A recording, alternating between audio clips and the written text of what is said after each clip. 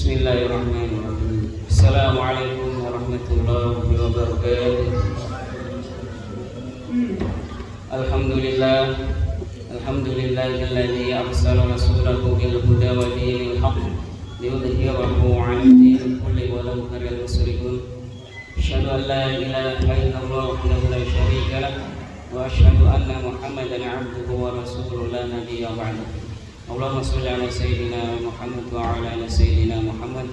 Wa qala ta'ala fi kitabil karim wa huwa asdaqul qailin, ya ayyuhalladzina amanu taqullaha haqqa tuqatih wa la tamutunna illa wa antum muslimun, amma ba'd.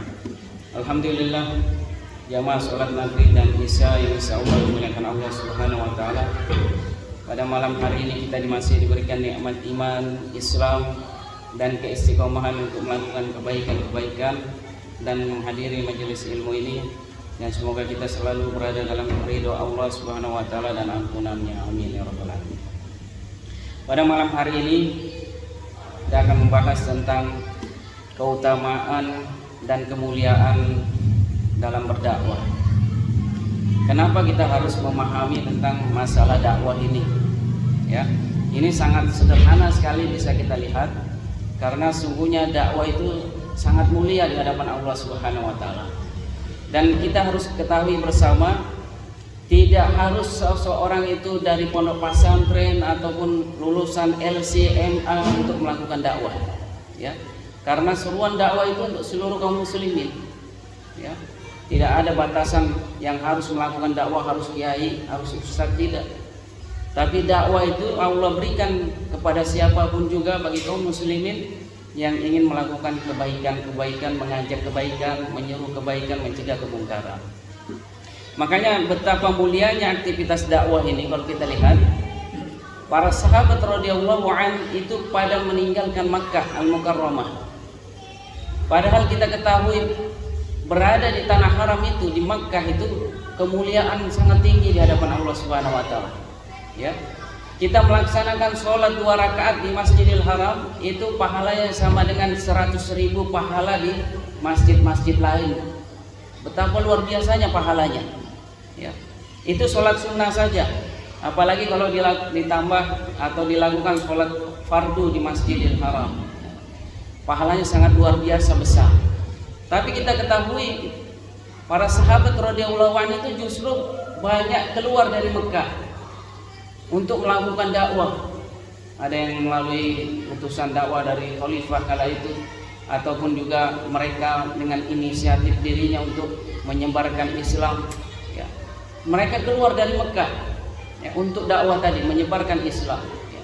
Bagaimana Sa'ad bin Abi Waqqas, sahabat Rasulullah SAW, itu jasadnya, makamnya itu ada di Guangzhou, ada di Cina.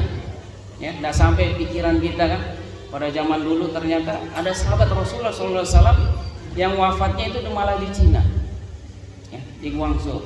Ya. Karena memang Islam itu pada dasarnya adalah untuk amar ma'ruf nahi munkar, untuk disebarkan. Ya. Maka dari itu juga kita harus mengetahui beberapa keutamaan aktivitas dakwah itu, sehingga kita terdorong juga untuk melakukan kebaikan-kebaikan tadi. Nah, yang harus kita ketahui bersama juga ini sebelum untuk masuk di sana, untuk mereview lagi, mengingat lagi pemahaman kita, ya, bahwa ada 2 syarat diterimanya amal itu sendiri. Yang pertama itu harus ikhlas, dan kemudian yang kedua adalah shawaban atau benar. Ya. Ikhlas saja itu tidak cukup, harus benar. Benar pun juga tidak cukup, harus ikhlas. Jadi tidak boleh ada salah satu yang tidak terikut. Ya. Ikhlas itu semata-mata beramal, berbuat hanya karena Allah Subhanahu wa taala. Kemudian benar itu adalah kita melakukan perbuatan itu sesuai dengan tuntunan Rasulullah SAW. Kalau keduanya ini bersamaan, maka amal itu diterima oleh Allah Subhanahu wa taala. Kalau amal perbuatan ini salah satunya tidak terpenuhi, maka tidak akan diterima oleh Allah Subhanahu wa taala. Allah Subhanahu wa taala hanya menerima amal yang ikhlas, dilandasi ikhlas. Kemudian juga harus sesuai dengan contoh Rasulullah SAW, ya.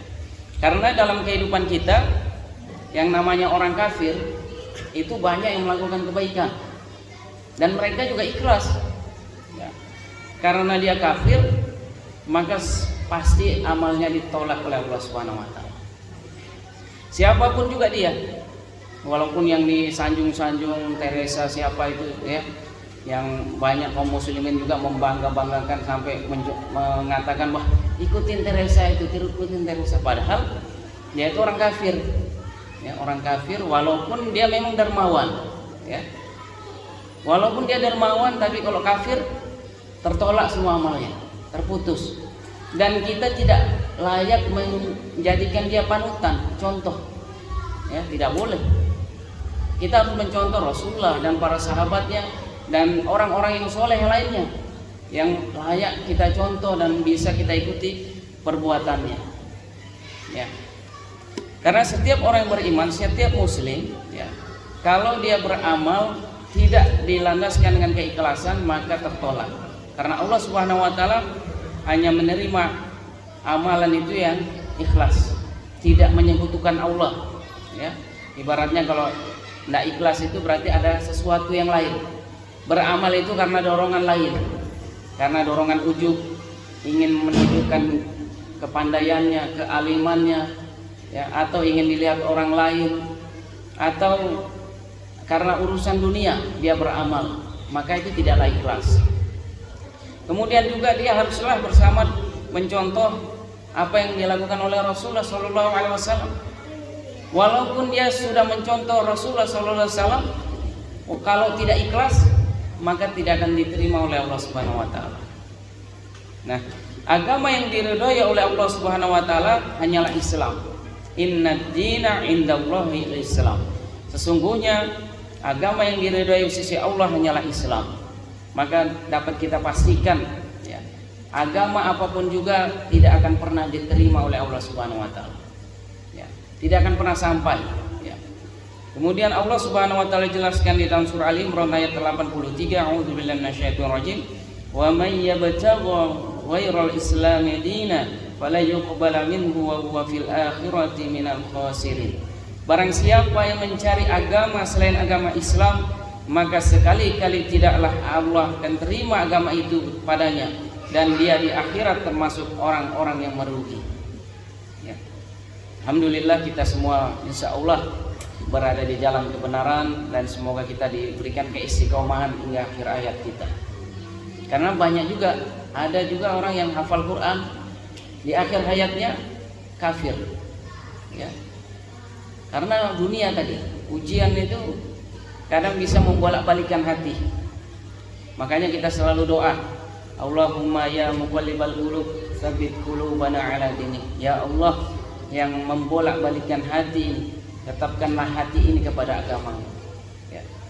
Nah, dalam pandangan Islam yang mana kita harus ketahui bersama, wajib bagi semua manusia pada dasarnya juga Allah perintahkan untuk kita seru kepada Islam, ya. Kalau bisa ya semua manusia yang memang peluangnya kita dakwahi. Cuman ada batasan-batasannya, ya. Tidak boleh memaksa. Lakum dinukum waliyadin, la ikraha fiddin. Tidak ada paksaan dalam agama. Tetapi mengajak kepada Islam itu boleh, ya.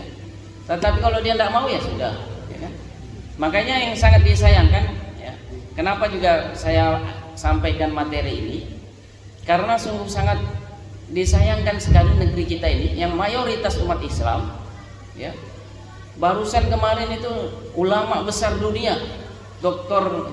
Zakir Naik, itu sudah jutaan umat manusia yang diislamkan dengan izin Allah, dengan dakwahnya, udah jutaan manusia itu masuk Islam. Tapi sangat disayangkan, kenapa ketika beliau pergi ke Malang, ada beberapa oknum-oknum itu menolaknya, sampai melakukan demo-demo, ya, mendesak pemerintah, polisi untuk menangkap kalau datang ke Malang, membubarkan acaranya, ya. Ini kan sangat disayangkan sekali, ya. Padahal sepak terjangnya beliau itu sangat luar biasa. Orang-orang kafir itu sangat benci kepadanya, ya.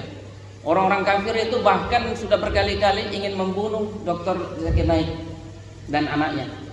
Nah, hal ini terjadi kepada anaknya Syekh Ahmad Dedat. Ya, Syekh Ahmad Dedat itu adalah guru dari Dr. Zakir Naik. Sama, Syekh Ahmad Dedat juga sama. Beliau dakwahnya ini sudah mengislamkan jutaan manusia, bahkan puluhan juta. Ya, Syekh Ahmad Dedat ini luar biasa dakwahnya.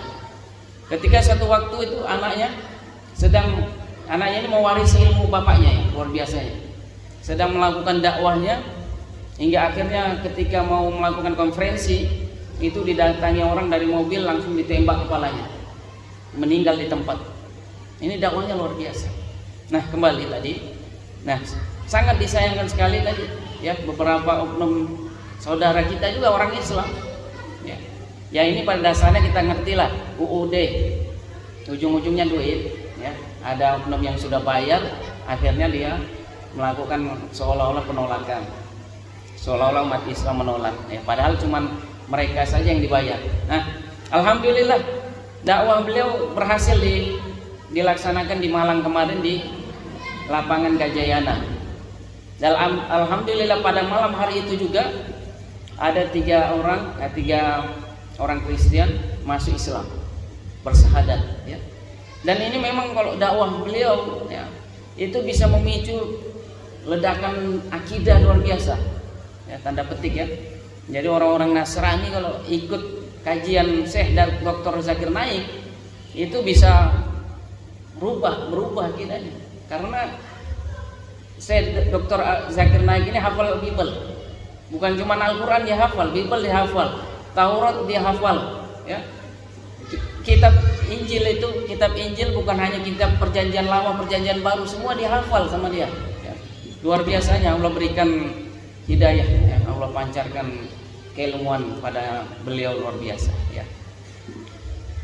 Jadi Rasulullah SAW bersabda, aku diperintahkan untuk memerangi manusia hingga mereka bersaksi bahwa tidak ada sesembahan yang berhak untuk diibadahi kecuali Allah, dan Muhammad adalah Rasulullah SAW, mendirikan sholat dan menunaikan zakat. Hadis riwayat Muslim dan Bukhari. Jadi Rasulullah SAW pada dasarnya diutus oleh Allah Subhanahu Wa Taala untuk kafatan linnas, untuk seluruh manusia ya. Bahkan hadis ini menerangi bahwa aku diperintahkan untuk memerangi manusia. Jadi Allah Subhanahu Wa Taala mengutus Rasulullah SAW untuk memerangi manusia-manusia yang tidak mau taat pada Allah Subhanahu Wa Taala. Pada dasarnya demikian ya. Makanya di Al-Quran itu dijelaskan, kutiba alaikumul qital wa huwa kurhul lakum, diwajibkan atas kamu berjihad walaupun berjihad itu kamu tidak menyukainya. Artinya apa? Cuman ada syarat-syarat dan ketentuan untuk berjihad. Tidak semua orang langsung berjihad, ada orang kafir dijihadin, tidak boleh. Jihad itu berlaku dan wajib dengan syarat ketentuan berlaku ya. Yang wajib memerintahkan jihad itu adalah negara ya. Kalau negara tidak memerintahkan jihad, maka kelompok apapun juga tidak boleh berjihad ya, karena itu wewenang negara. Individu juga tidak boleh ya, individu tidak boleh.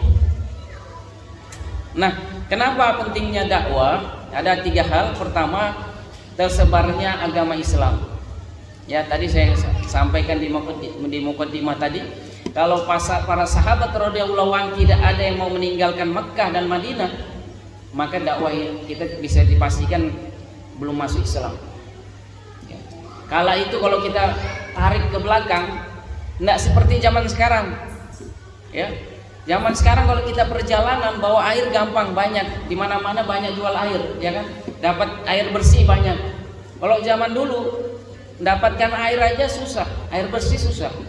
Ya, luar biasanya. Kemudian di padang pasir kala itu. Ya, gimana kalau kita lihat perjalanan dari Madinah ke Mekah, Mekah ke Madinah, naik mobil saja, ini bis ya, jalan tol, tidak ada halangan. Itu 8 jam, 7 sampai 8 jam, bisa kita bayangkan. Bagaimana dengan jalan kaki? Ya. Kalau zaman sekarang gunung-gunung itu sudah banyak dipangkas sehingga dibuat jalan, ya kan? Kalau zaman dulu kalau kita berjalan ada kemudian menghadapi gunung yang sangat tinggi, itu harus dilewati gunung, manjat. Atau kalau misalnya nggak bisa naikin gunung, muter jauh, ya kan, keliling lagi. Betapa luar biasanya perjalanan itu. Artinya para sahabat radhiyallahu anhu ini rela menghilangkan ataupun rela berkorban, ya, rela susah payah untuk keluar Mekah Madinah untuk dakwah. Ya. Jadi dengan mereka keluar dari Mekah Madinah melakukan dakwah, akhirnya Islam tersebar seluruh dunia. Ya, ini luar biasanya. Ya. Kemudian yang kedua adalah tercegahnya dari siksa dari Allah. Ya. Jadi kalau kita dakwah itu pahalanya luar biasa, besar. Ud'u sabili rabbi bil hikmah wal mau'izatil hasanah. Serulah manusia, ya, dengan Islam, dengan mau'izatul hasanah, dengan baik. Ya. Kemudian juga Rasulullah SAW jelaskan, Allah Subhanahu Wa Taala jelaskan di dalam berbagai surah Al-Quran. Di surah Al-Saff yang sering saya bacakan, ya ayyuhalladzina amanu hal adullukum ala tijarah. Ya. Wahai orang-orang beriman, hal adullukum, maukah kamu saya berikan, kami kasih tahu kepadamu, hal adullukum ala tijarah, perniagaan yang tidak akan merugikanmu. Apa itu? Tu'minuna billah, berimanlah, kamu beriman kepada Allah wa Rasulillah, wa tujahiduna fi sabilillah, dan berjihad di jalan Allah. Ya. Andaikan kalian mengetahuinya, ya. Jadi seruan Allah bahwa tidak ada perniagaan apapun yang terbaik bagi kamu adalah dengan dakwah. Itu minuna billah, beriman kepada Allah dan Rasulnya, kemudian menyuruh kepada kebaikan dengan harta dan diri kita, ya. Kemudian dengan itu kita dijauhkan dari siksa neraka, siksa yang sangat pedih, ya. Kalau kita dakwah, mati di dalam dakwah, maka kita tidak akan dihisab di sisi Allah Subhanahu wa Ta'ala. Tidak ada hisab, langsung masuk surga. Kecuali satu, kalau ada hutangnya, ya. Ini harus diingat. Jadi kalau ada hutang, tetap sebaik apapun amalan kita, tetap kita tertahan, ya. Kita banyak berdoa kepada Allah, jangan sampai kita ada hutang dengan seseorang yang kita lupa. Kita mohon, ya Allah, ya Rahman ya Rahim, andaikan hamba ini pernah melakukan hutang dengan seseorang dan lupa membayarnya, maka ampunilah hamba, ya Allah, jadikanlah itu, ampunilah dosa-dosa orang tersebut dan berilah pahala kepadanya atas kelalaian hamba ini, ya Allah. Itu diantaranya kita untuk agar bisa Allah memberikan jalan kepada kita atas sesuatu yang dulu kita tidak ketahui atau sesuatu yang dulu kita lupa. Nah, kemudian terakhir mendapatkannya pahala yang besar, ya. Jadi dakwah itu mendapatkan pahala yang besar, ya. Karena kalau tidak ada dakwah di Indonesia, kita bisa bayangkan, ya, kita ini banyak menyembah berhala, ya, menyembah patung, menyembah matahari, pepohonan, ya, tidak punya keimanan kita, ya. Tapi karena dakwah, banyaknya umat Islam yang datang ke Indonesia melakukan dakwah, ya, hingga akhirnya tersebarlah dakwah ini, ya. Dan kemudian juga perjuangan ulama-ulama Indonesia ini, ya, ulama-ulama di Nusantara, Syekh Yusuf, ya, Syekh Al-Banjari, ya, dan ulama di Aceh, ya, awal-awalnya ulama semua dari Aceh, ya. Jadi ulama Aceh lah kemudian menyebarkan Islam ke Indonesia, Kalimantan, Jawa, ya, kemudian Banjarmasin, semua dari Aceh, ya. Kemudian tersebar semuanya, ya, ke Nusantara dan lain sebagainya. Maka bisa kita pastikan ulama-ulama tersebut sampai saat ini mendapatkan pahala yang sama seperti yang kita lakukan, tidak terputus dan tidak mengurangi pahala kita, tapi masuk secara otomatis kepada mereka-mereka yang telah dakwah tadi, ya. Nah, dengan adanya dakwah itu akan muncul cahaya benderang dari kegelapan menuju cahaya, ya. Sebagaimana Allah jelaskan di dalam surah Ibrahim ayat 1 yang artinya Alif Lam Ra. Ini adalah kitab yang kami turunkan kepadamu supaya kamu mengeluarkan manusia dari gelap gulita kepada cahaya terang benderang dengan izin Tuhan mereka, yaitu menuju Tuhan yang maha perkasa lagi maha terpuji, ya. Dengan adanya Islam ini luar biasanya kehidupan manusia semuanya berubah, ya.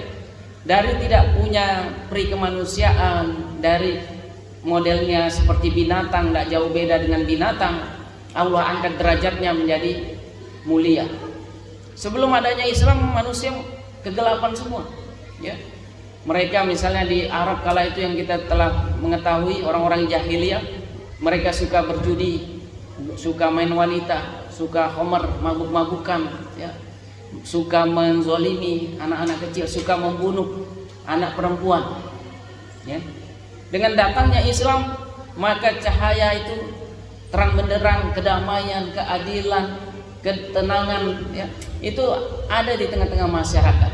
Itulah makanya Islam datang dari kegelapan memberikan cahaya kepada manusia, ya.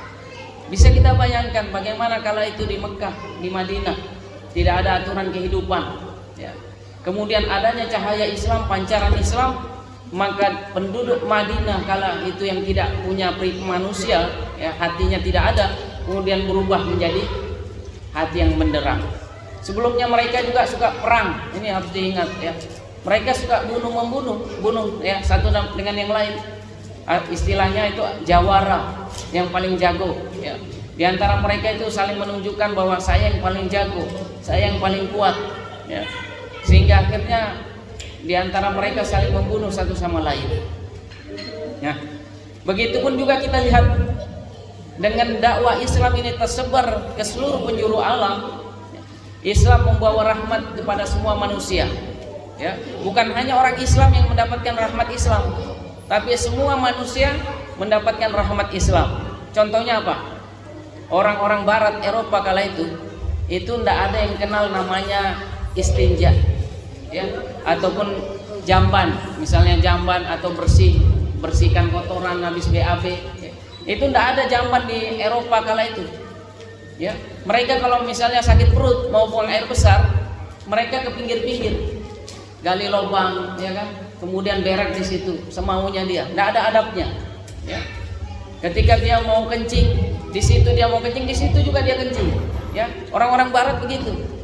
Nah, setelah mereka mendapat pencerahan dari Islam, ya, mereka akhirnya belajar bagaimana peradaban Islam. Dulu Islam itu memberikan cahaya peradaban seluruh dunia, ya.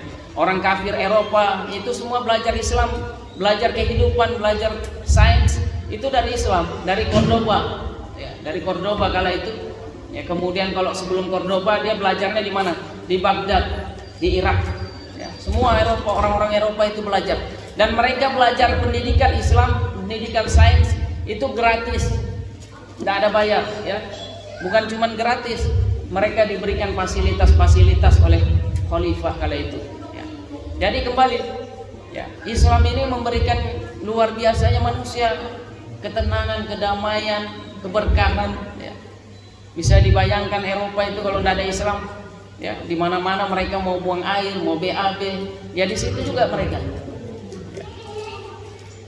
Nah, di dalam surah Al-Mudatsir Allah Subhanahu wa taala berfirman di dalam ayat 1 sampai 2, A'udzubillahi minasyaitonirrajim, ya ayyuhal mudatsir qum fa'anzir. Wahai orang yang berkumpul berselimut, bangunlah lalu berilah peringatan. Jadi kita juga harus mencontoh Rasulullah SAW dalam hal melakukan dakwah, ya. Jadi kalau tidak ada dakwah di dalam kehidupan kita, ya, maka kita dapat dipastikan kehidupan kita ini penuh dengan kegelapan. Tidak jauh bedanya dengan binatang, ya. Kalau ada yang senggol dikit, bacok, ya, tikam, ya kan. Emosi binatang kan gitu kan, disenggol dikit matuk. Ular itu pada dasarnya tidak mau mematuk, dia mau matuk itu karena melindungi dirinya, ya kan. Tersenggol dikit ya marah kan, patuk kan. Padahal niat kita kan tidak mengganggu ular tadi, cuman pemahaman ular itu mengganggu, makanya langsung tiba-tiba respon ular matuk. Nah, orang juga kadang demikian, disenggol emosi dikit debat, ya, langsung main pukul, emosi, main lempar kursi, ya. Di jalan juga demikian, kita bisa lihat, coba lihat, emosi dikit diganggu jalannya, geber-geber marah langsung turun main pukul, ya kan. Banyak kita lihat ini di YouTube kayak gitu, ya. Emosi dikit suami istri, istrinya dibacok, Istri emosi ke suami, suaminya dibacok. Anak emosi, orang tuanya tidak diberikan iPhone, orang tuanya dibunuh. Ya kan? Susah. Ini karena tidak ada Islam ini. Ya. Nah, jika setelah menerima wahyu baginda Muhammad SAW diam tidak berdakwah, maka dapat dipastikan kita semua tidak akan pernah seperti saat ini. Ya. Jika setelah menerima dakwah Nabi SAW, Abu Bakar radhiyallahu anhu tidak mendakwahi sahabatnya seperti Zubair bin Awwam, Utsman bin Affan, Abdurrahman bin Auf dan Arqam bin Abi Al-Arqam dan lain-lain, maka dapat dipastikan kita tidak akan pernah bisa untuk Islam ini mendapatkan kebenaran Islam. Mungkin kita naudzubillah jalih masuk neraka semua kita. Ya.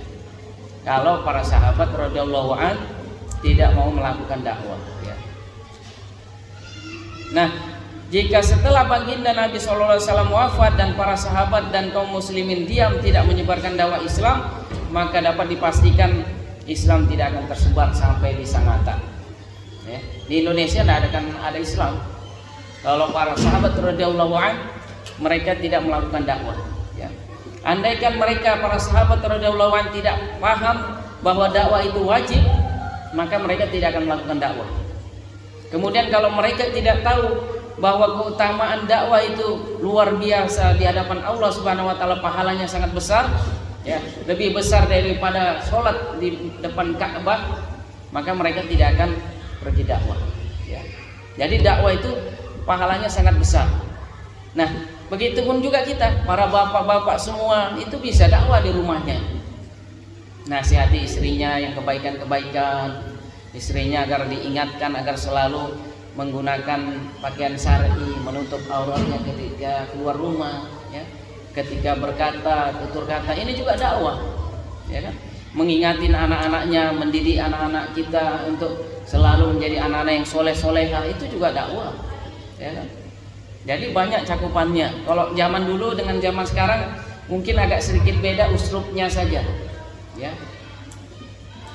Jika saat ini kita tidak berdakwah dan membiarkan keterpurukan umat serta kejahilian modern terus berkembang dalam bingkai kapitalisme dan sosialisme, maka dapat dipastikan generasi umat Islam saat ini akan menurun. Ya. Jadi kita pun juga zaman sekarang ini godaannya tidak seperti zaman dulu. Zaman sekarang ini ada namanya ideologi besar, ideologi kapitalisme dan ideologi Islam. Kalau cakupannya berbicara ideologi, maka itu ranah pengaruhnya sangat luar biasa. Ya. Bisa saja orangnya Islam, tapi ideologinya kapitalisme. Bisa saja orangnya Islam, tapi ideologinya komunisme. Ini kan bahaya. Ya. Namanya ideologi itu adalah pandangan hidup. Ideologi itu adalah pandangan hidup yang mana membuat manusia melakukan sesuatu karena dorongan dari pandangan hidup tadi. Ya. Kalau kapitalisme dalam pandangan hidupnya, dia sudah tidak mengenal lagi namanya halal haram dalam kehidupan. Walaupun dia Islam, ya tadi saya katakan dia Islam, tapi pola pikirnya terpengaruh kapitalisme sehingga kehidupannya itu tidak melihat lagi dalam pandangan mana halal mana haram, ya, itu tidak diperhatikan.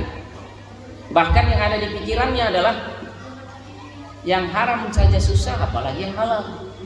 Itu pola pikir kapitalisme, ya. Makanya yang tadi saya katakan ada orang Islam tapi pola pikirnya kapitalisme zaman sekarang, ya. Ada juga orang Islam pola pikirnya sosialisme, komunisme. Ini lebih bahaya lagi. Dua-duanya juga bahaya. Sama-sama tidak kembali kepada Islam. Ya. Kalau yang sosialisme itu bisa mengatakan, ya kita tidak perlu namanya sholat lagi. Pada dasarnya semua orang akan kembali jadi materi. Ya, ya kita meninggal ya begitu saja. Akan menjadi apa? Dimakan cacing, berulat, ya begitu pola pikirnya dia. Karena terpengaruh sosialis, komunis. Ya. Ya. Jadi kita sebagai seorang Muslim, ya tadi saya bacakan sengaja surah Al-Asr itu untuk mengingatkan kepada kita bahwa kita hidup ini untuk saling nasihat menasihati. Seorang muslim itu kebiasaannya, habitatnya atau namanya kebiasaan sudah semestinya memang begitu. Apa itu? Ya saling nasihat menasihati dalam kebaikan. Alladzina amanu, orang-orang yang beriman, wa aminus sholihat, dan beramal soleh, ya. Wa tawasau bil haqq, ya kan? Mereka saling nasihat menasihati dalam kebaikan. Wa tawasau bil sabr, dan nasihat menasihati dalam kesabaran. Ini pada dasarnya kebiasaan seorang beriman, ya. Makanya seorang beriman itu kadang respect ya. Kalau ada yang salah itu kadang langsung respon, jangan begitu, nggak boleh, ya kan? Jangan begitu. Itu dorongan keimanan. Kalau orang kapitalisme, biar orang melakukan kesalahan, keburukan di depannya itu dibiarin aja. Karena yang tertanam dalam dirinya adalah sifat individualisme. Urusanku, urusanmu. Ya apa urusan gua, urusan lu. Begitu dia. Kalau Islam tidak demikian. Islam itu harus saling nasihat menasihati satu sama lain, ya. Setiap muslim yang mementingkan urusan agamanya harus mengetahui bahwa satu ayat ataupun satu hadis yang dibacanya bukanlah dimaksudkan untuk dirinya semata, tetapi juga ditunjukkan untuk seluruh umat manusia, ya. Jadi ketika kita hidup di tengah-tengah masyarakat yang kita pahami dari sholat kita, ya, inna sholati wa nusuki wa mahyaya wa mamati, ya, hidup kita, mati kita hanya kepada Allah Subhanahu wa taala, maka dalam kehidupan kita bermasyarakat kita selalu menjaga sikap. Misalnya kita tidak berani mengganggu tetangga, mengejek tetangga, menghinakan, membuli, ya, ataupun juga misalnya mengganggu masyarakat lingkungan kita, itu tidak berani kita khawatir jangan-jangan dosa, ya kan? Jangan-jangan kita nanti ada dosa dengan si fulan, berkata-kata yang tidak enak, atau misalnya kita punya hutang, kita lupa, kita sengaja tidak bayar, kita tidak ada niatan demikian, karena kita paham bahwa kita takut melakukan dosa. Dan kemudian kita juga berusaha selalu menampakkan yang terbaik. Dengan tujuan apa? Agar ketika kita melakukan yang terbaik, orang-orang itu bisa meniru melakukan yang baik apa yang kita lakukan, sehingga kita mendapatkan amal kebaikan. Bahkan kalaupun seruan Allah Subhanahu wa taala itu ditunjukkan kepada Rasulullah sallallahu alaihi wasallam, maka hakikatnya itu adalah ditunjukkan bagi seluruh umatnya, selama tidak ada dalil yang menyatakan bahwa seruan tersebut khusus untuk beliau, ya.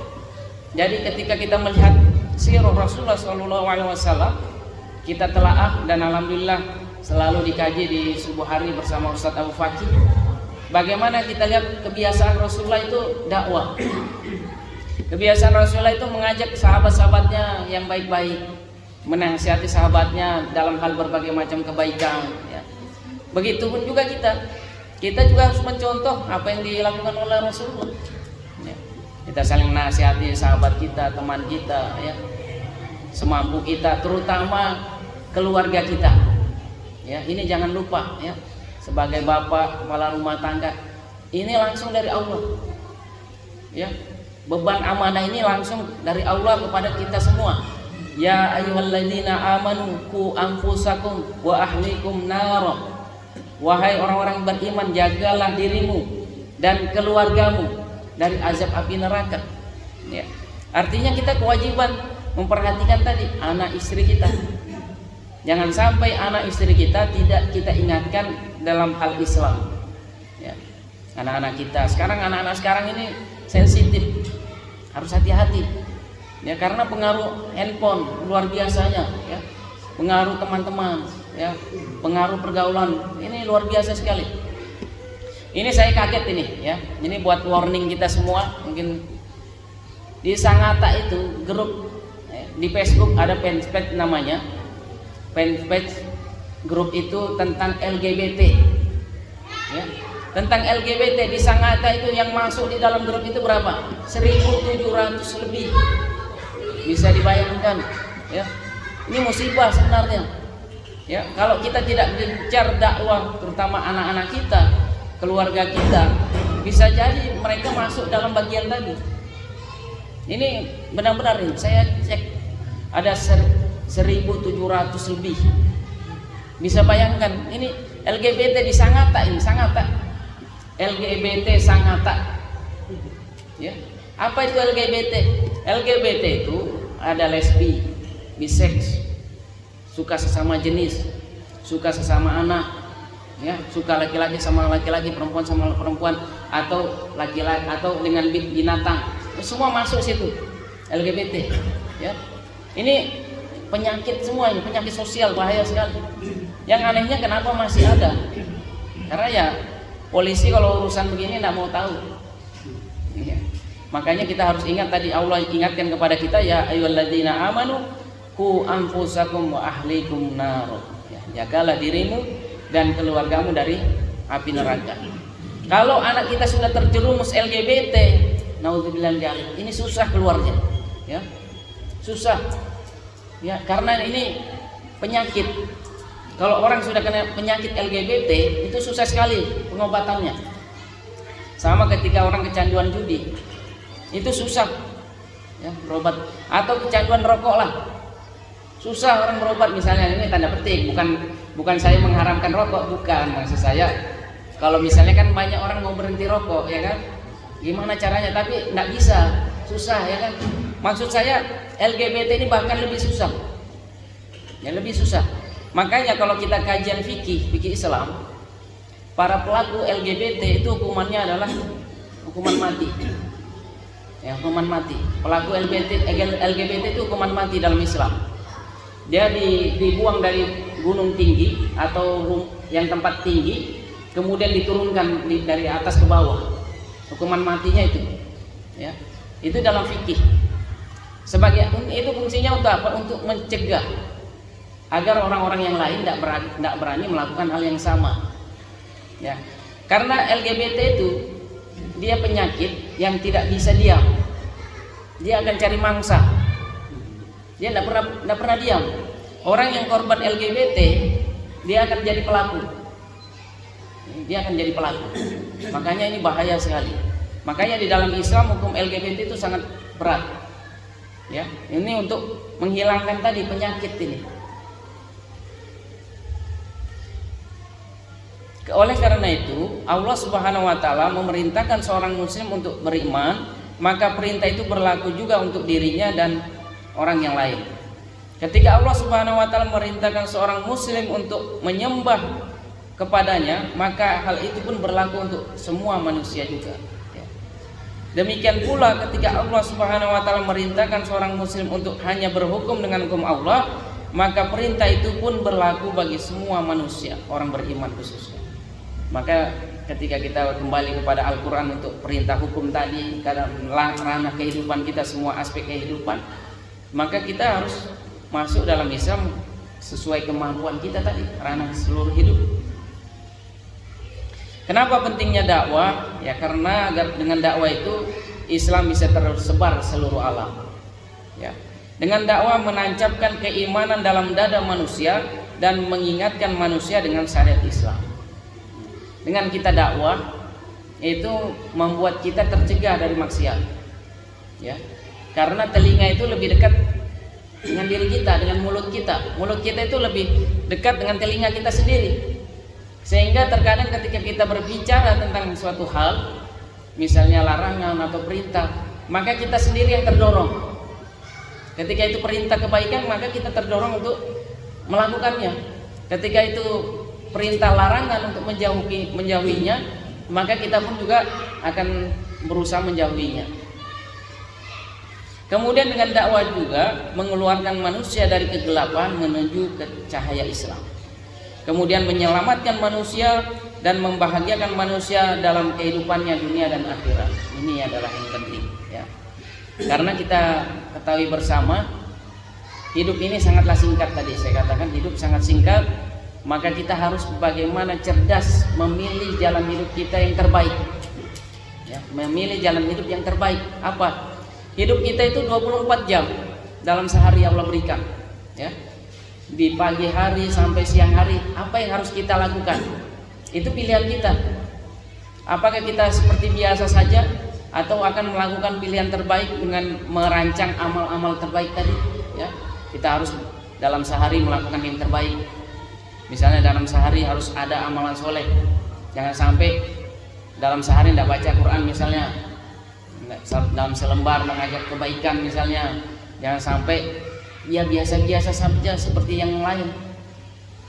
Karena manusia yang biasa itu banyak, jutaan, ratusan juta. Tapi manusia pilihan itu tidak sembarangan. Ya, makanya dalam Al-Quran, kuntum khaira ummah tu'minuna billah wa tu'minuna akhirat. Ya. Waktu apa? Kita menyeru kepada kebaikan. Kamu adalah umat yang terbaik, menyeru kepada amar ma'ruf nahi munkar dan mencegah mencegah kemungkaran tadi. Ya. Atau Allah jelaskan wal takum minkum ummatu yad'una ilal khair wa ya'muruna bil ma'ruf wa yanhauna 'anil munkar wa ulaika humul muflihun. Ya. Hendaklah ada sekelompok umat di antara kalian yang menyeru kepada kebaikan, ma'rufan dan mencegah kemungkaran, dan merekalah orang-orang yang terbaik. Ya. Beruntung, dan merekalah adalah orang-orang yang beruntung. Ya. Jadi dengan dakwah itu Allah Subhanahu wa taala jelaskan juga kepada kita, demi Rabb yang jiwaku berada di tangannya. Ya. Hendaklah kalian bersungguh-sungguh menyeru berbuat kebaikan dan mencegah kemungkaran, atau Allah akan menimpakan siksaan kepada kalian dari sisinya, kemudian kalian berdoa kepadanya tetapi dia tidak mengabulkan doa kalian. Jadi kita khususnya tadi di lingkup keluarga kita perhatikan, kemudian lingkupan masyarakat, ya. Kemudian lingkup negara, ya. Karena pada dasarnya dakwah itu seperti orang yang sedang berada di dalam kapal, yang mana kita sedang berada di dalam kapal. Kalau kita tidak melakukan dakwah, bisa jadi kapal itu tenggelam.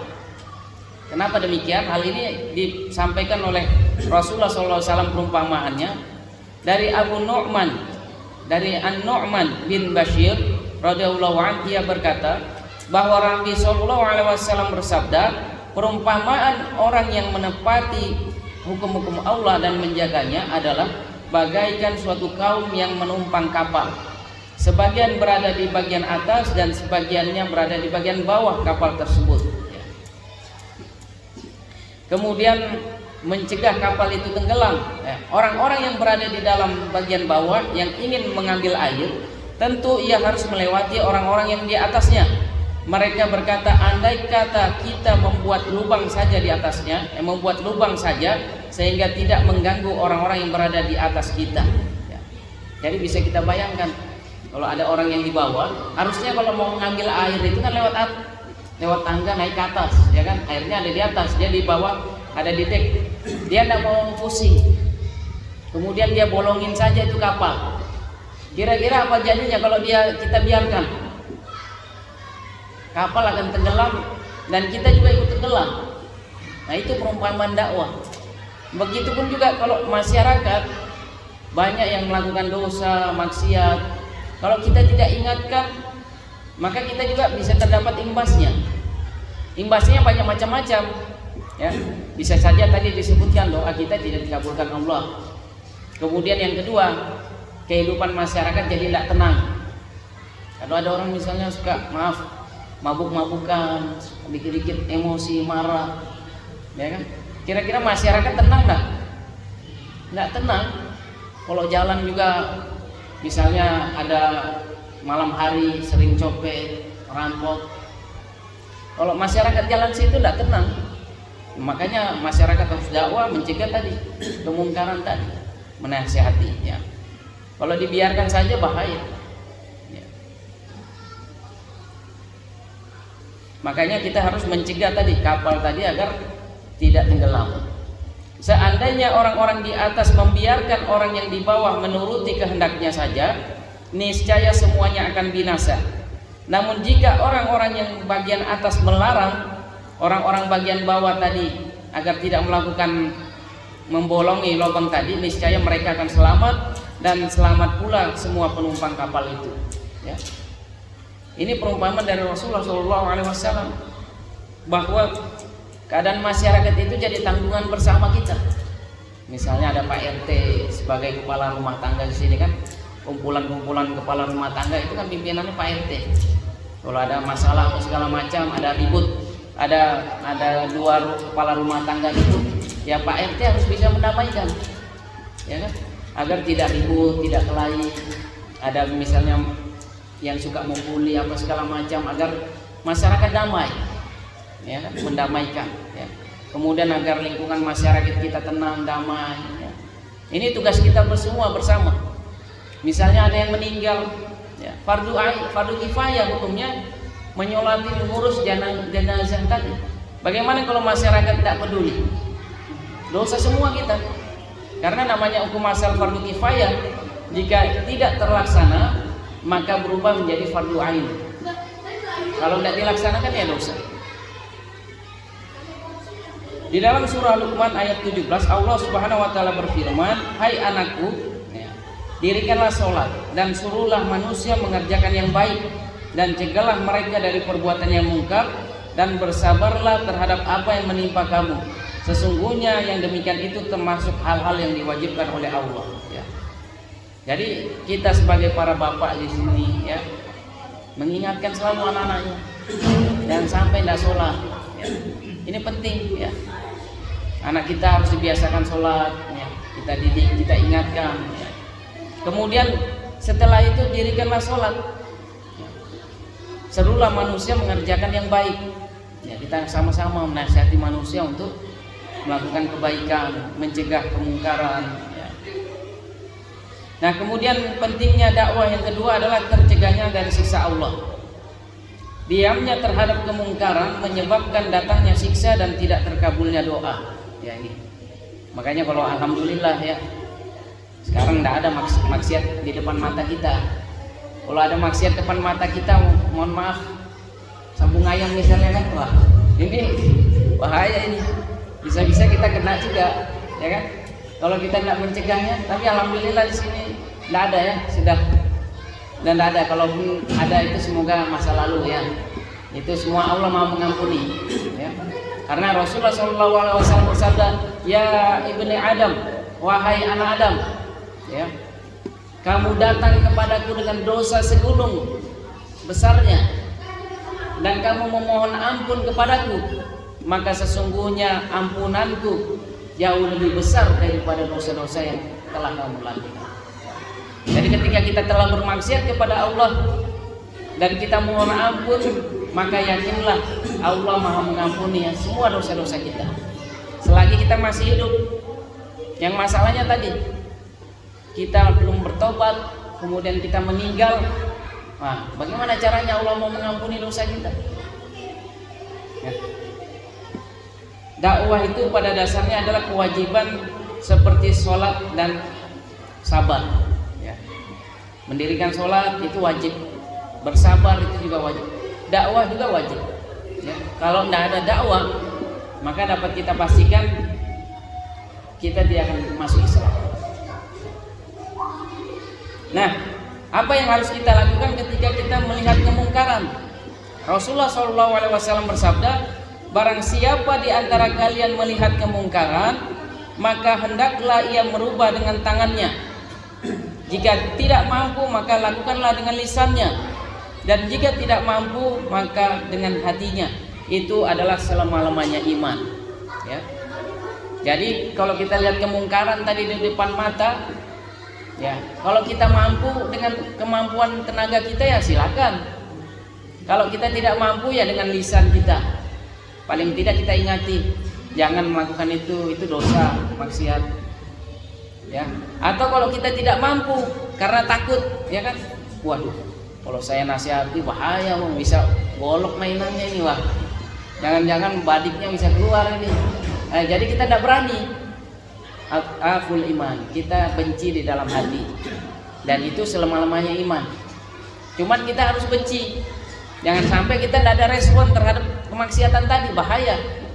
Orang yang tidak ada respon terhadap kemaksiatan, tidak ada keimanan dalam hatinya, tidak ada keimanan dalam dirinya.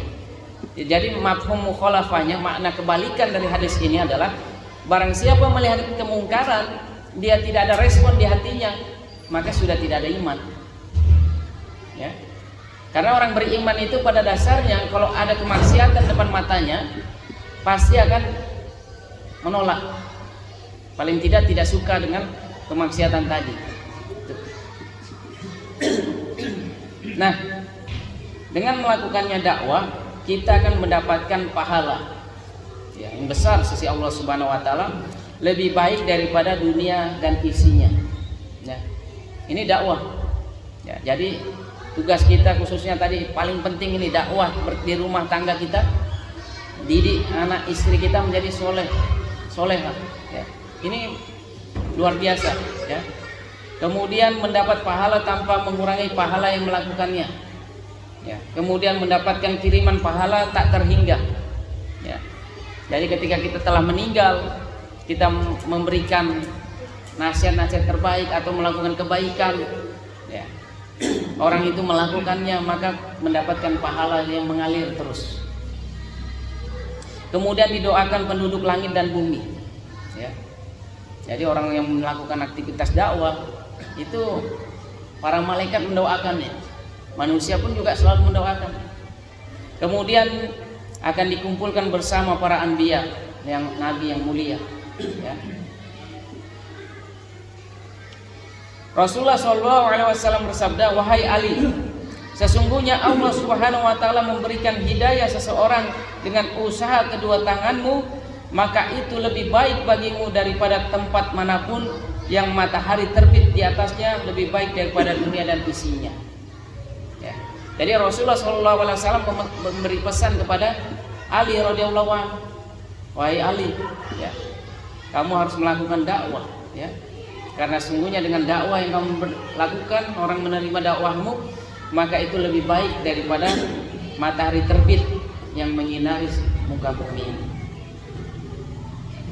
Kemudian mendapat pahala tanpa mengurangi pahala yang melakukannya.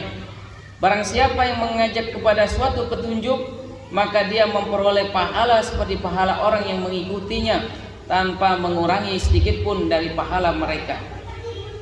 Kemudian mendapatkan aliran pahala yang tidak terhingga.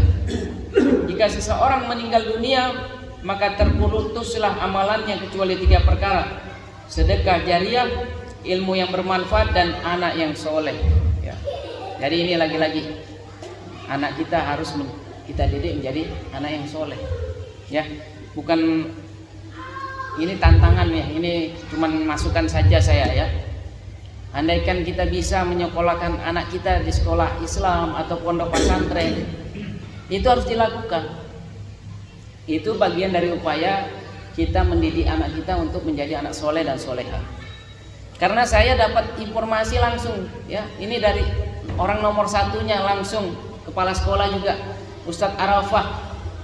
Beliau cerita pernah anak siswa SD-nya, ya, dia bawa HP ke rumah, bawa HP ke sekolah. Ini anak SD, masih antara kelas 1 sampai kelas 3 ya, masih kecil sekali.